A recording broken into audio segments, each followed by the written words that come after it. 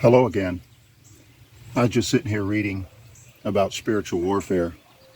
No, not Ephesians chapter 6, but Isaiah 59, where it reads, "And judgment is turned away backward, and justice standeth far off, for truth is fallen in the street, and equity cannot enter.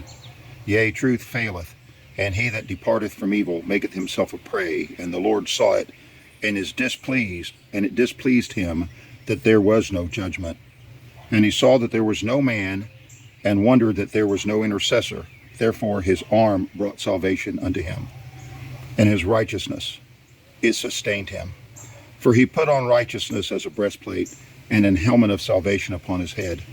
And he put on the garments of vengeance for clothing, and was clad with zeal as a cloak.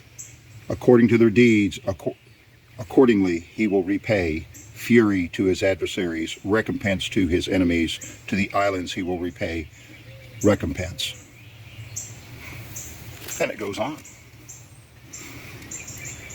You see, over there in Ephesians 6, where Paul's talking about the armor of God, he's referring back to this passage, as he often refers back to in his teachings throughout his epistles, refers back to Old Testament passages that his audience was already familiar with.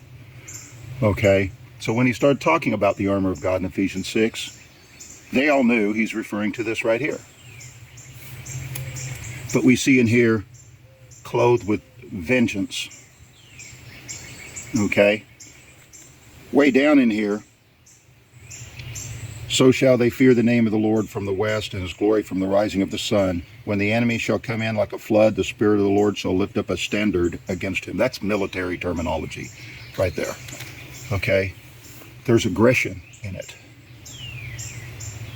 It is absolutely proactive, and that is what the Apostle Paul was referring his audience back to in Ephesians 6 when he talked about the armor of God. So it was never about your personal devotions and your private walk with God.